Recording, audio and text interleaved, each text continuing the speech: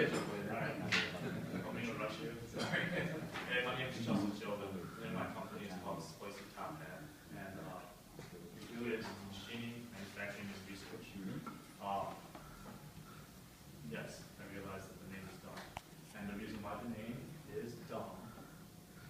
It's not working.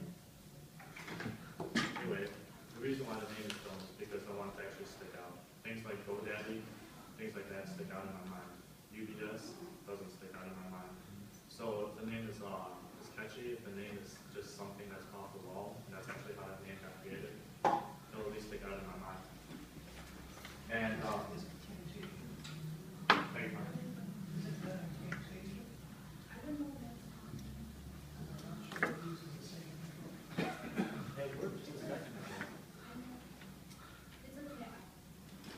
You can have it. Okay, thank you. Slide, please. Well, this is kind of a permission statement, and the thing is, it's very not indicative of what we actually do. It's more of what our end goal is, and you're not obligated to read it. But what we do currently is manufacture things and machine metals. And the reason why research isn't there is because that's not what I want to be doing. I don't want our company to be making small parts. I don't want it to make bolts. What I want to do is I want to expand into other things that could have more uses in the future, things that can propel us into the future. You know, I'd like to down the road get into aerospace and transportation and things like that. Next slide, please.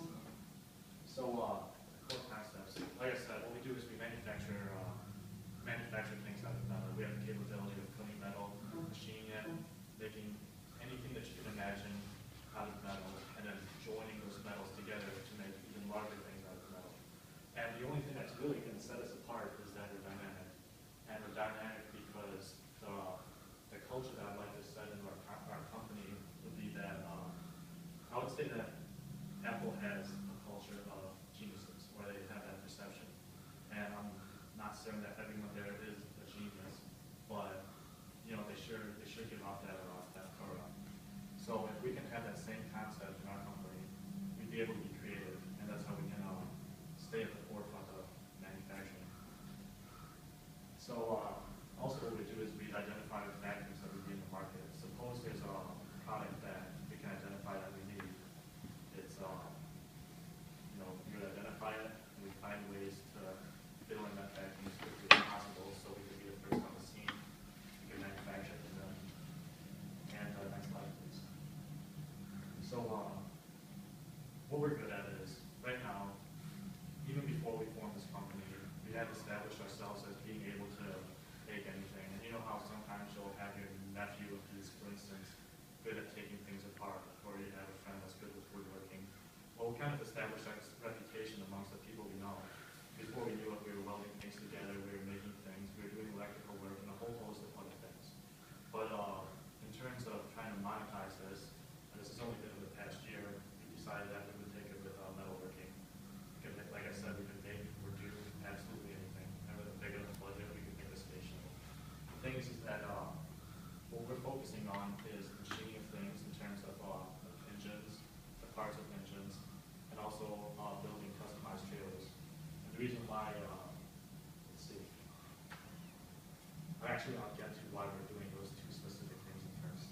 But what I also want to do is get into consultancy. So suppose we develop a reputation where we are the best, or we deliver the highest quality service and the highest quality products. If we didn't get that reputation, what we'd be able to do is go into companies, and we'd be able to identify what's lacking in their company. We'd be able to identify what they need or what needs to be changed. And we'd also be able to create that for them.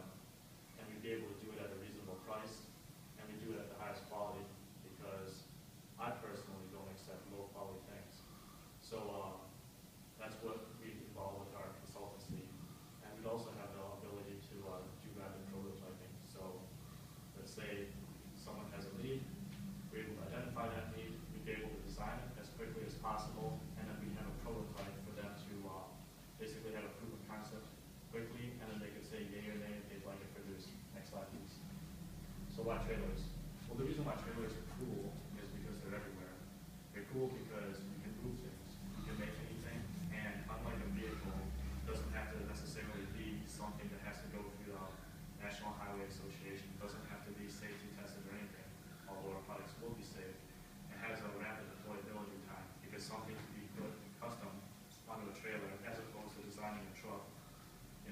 could take a long time. I've never designed a garbage truck, but I can imagine that's a very lengthy process to get a garbage truck onto the road. Now, just for example, we could design a garbage or a dump trailer quickly. Although I would like to specialize in something else, we would be able to build a dump trailer. In fact, come to think of it, we had and we sold them. But I would like to try to concentrate in the petroleum industry and heavy equipment and transportation, because personally I think that's cool, and personally I think that's where the money is. Next slide, please. Machining. Machining is it'll be basically just an additional stream of revenue, and the reason why is because it's consistent. And in no way am I expecting to get wealthy off machining, but machine shops exist, and they exist for a reason, because engines break, you know, drive shafts need to be created, transmissions need gears created. So machining is just money. And let's say that trailer sales aren't so great, or they don't take off immediately. At least we have something to fall back on. And at the same time, while we get the tools and the equipment to do the machining, and we get the tools and equipment to manufacture trailers on a larger scale, we can also use those same tools and equipment to apply the future endeavors, because basically anything with metals are all the same. And if you can make something smaller, like a gear, you can make something much larger, like a large flywheel, for instance. Next slide, please. Well, here's how we're going to market ourselves. Machining, I would say mostly would be local, because that's something where, for instance, an engine, you have to take something heavy and lug it to a machine shop. A machine shop does whatever it is that has to get done. They pay you a certain amount, and then they lug it back to wherever it has to go. However, I also would try to target the enthusiast car market for machining, because personally, I am a fan of cars, I am a fan of performance. But on top of that, if you're able to target kind of a niche market, and you're able to establish yourself within that community as being skillful at doing that certain thing, then you're able to basically have them rely upon you, and you're going to be the one-stop shop. So most likely to target BMWs. I come from a Mitsubishi background, but I'd like to target BMWs because I think that's the next step in my stage of life. So within the car community, there's a lot of internet presence, because people talk. You know, they talk on forums, and they talk amongst themselves, and they have meetups. So that's what I would like to do. But suppose we are able to break into the trailer market, which I would admit is kind of saturated already. It's a mature technology. But suppose we are able to break into that, and we are able to establish ourselves as reputable and also very high quality products. That would be great.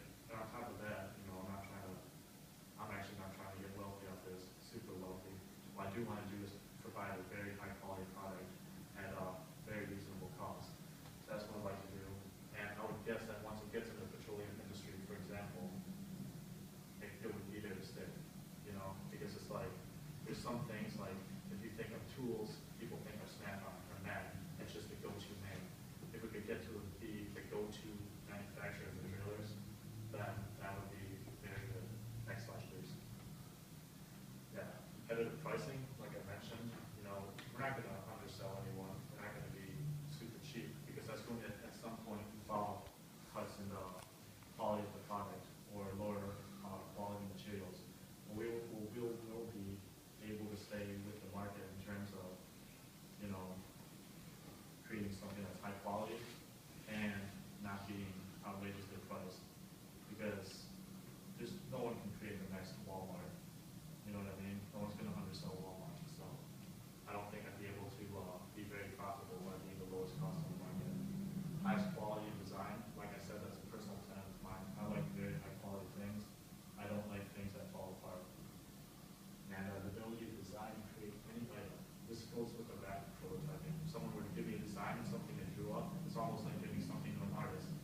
I'm going to take that and put it onto paper, and with that, see if maybe we would be able to make it in the real world and try to align with what the customer's needs are as closely as possible. If not, we'll basically show them what's wrong with what their design is, because more than likely what they have is in their mind, but what we have is actual metal.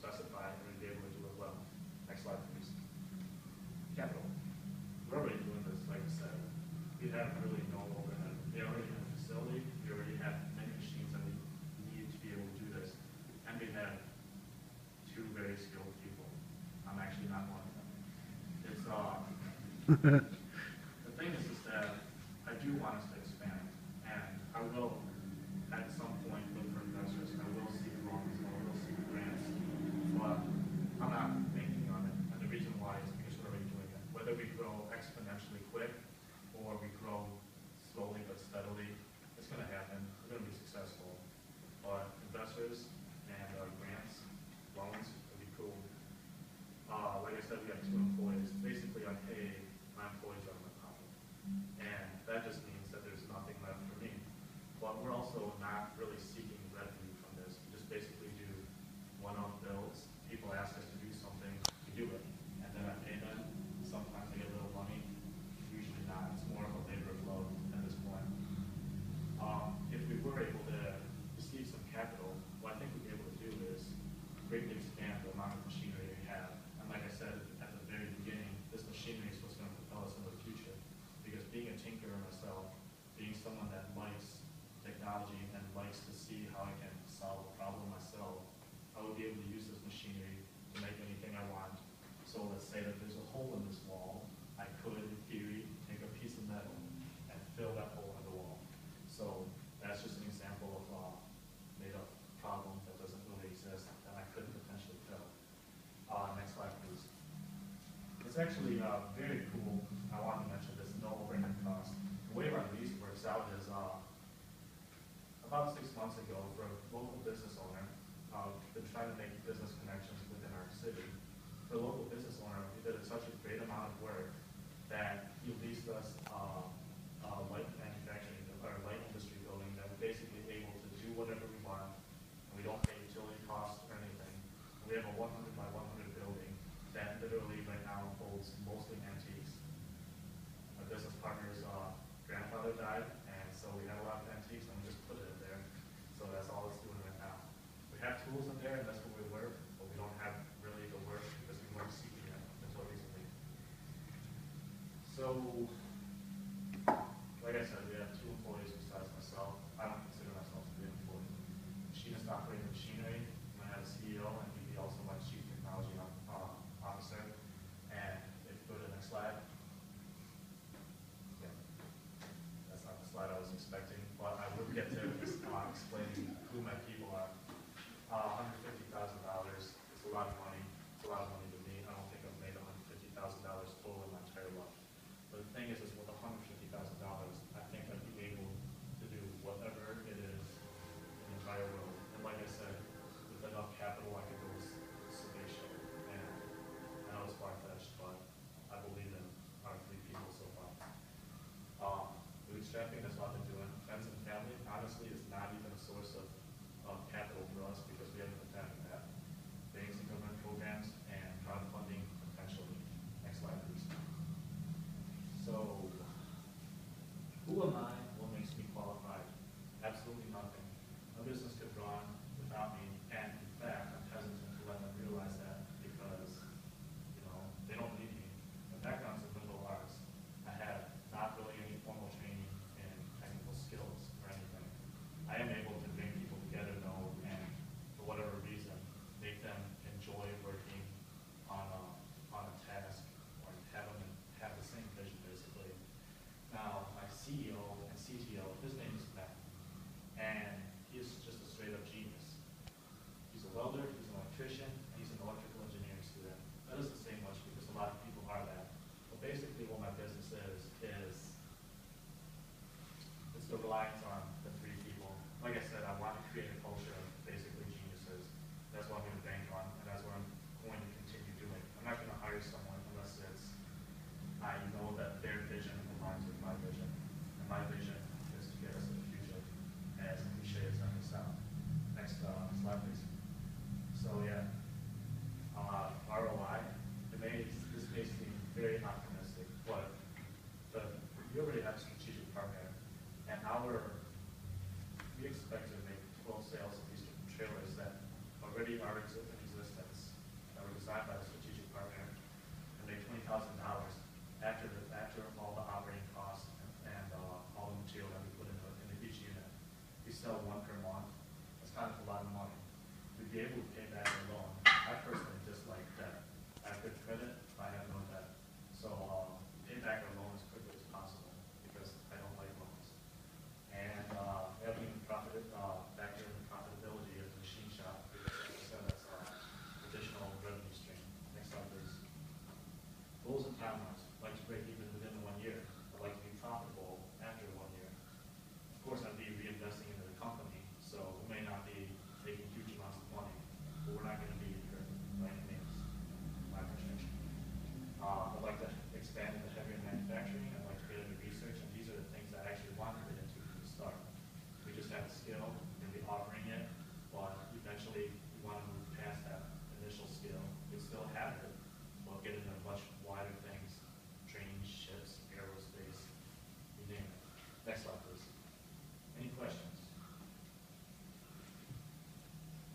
Yes, Um, the gentleman in the back. Sorry, did you say you already have a customer for the first trailer? Did I hear you say that? Not just the first trailer, it would be a contract, it would be contract with manufacturing, so yes. Excellent. Yeah. So you said you already have a shop in operation right now? Yes. Okay, and I saw on there you were requesting, I think, around $100,000 for equipment. What exactly was that equipment going to do?